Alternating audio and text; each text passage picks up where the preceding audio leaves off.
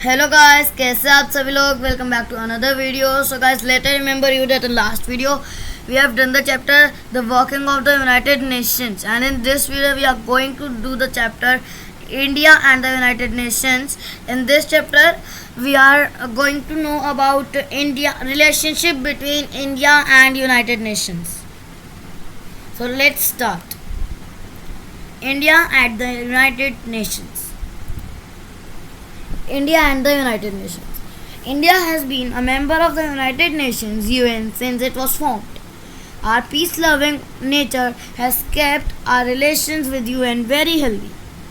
India has full faith in the ideals of the UN.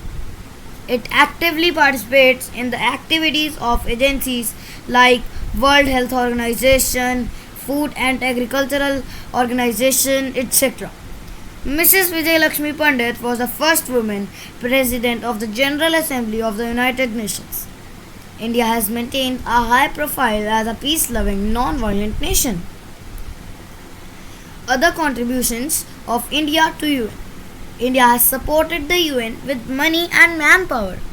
India has shared its expertise with the other UN countries by sending officials to help in the UN work.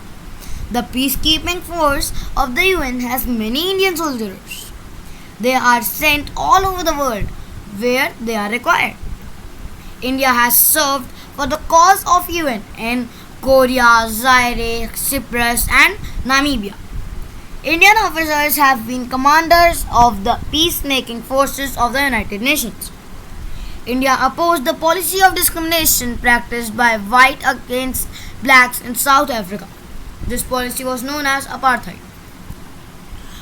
India's relation with South Africa was re-established after the abolition of apartheid. In 1956, Israel, England, and France attacked Egypt, and there was a danger of world war.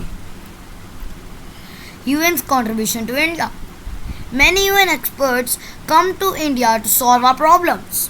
We have received help from the agencies like WHO, FAO, UNICEF, etc. The FAO, or Food and Agricultural Organization of the UN, has contributed to development of fishing industry in India. Fishermen has been given instructions in modern methods of maintaining fisheries. Many fisheries have been set up with its help. It has helped in improving farming methods.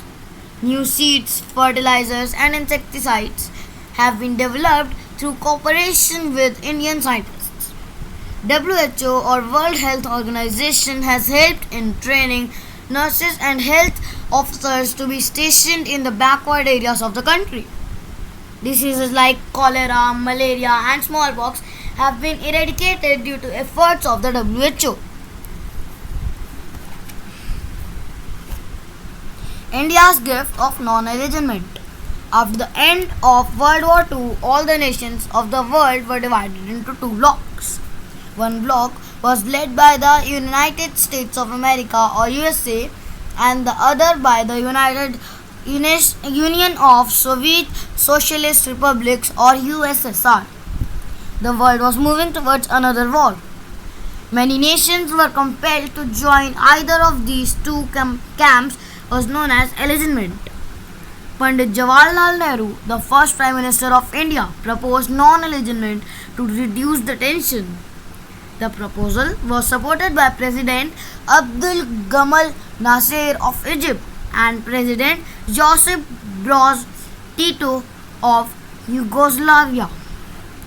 They too agreed with Pandit Nehru that developing countries should remain neutral, that is, they should not align with any of the superpowers. Thank you guys, that's all for today. Let's meet in next video. Please like and share the video and subscribe the channel. Goodbye.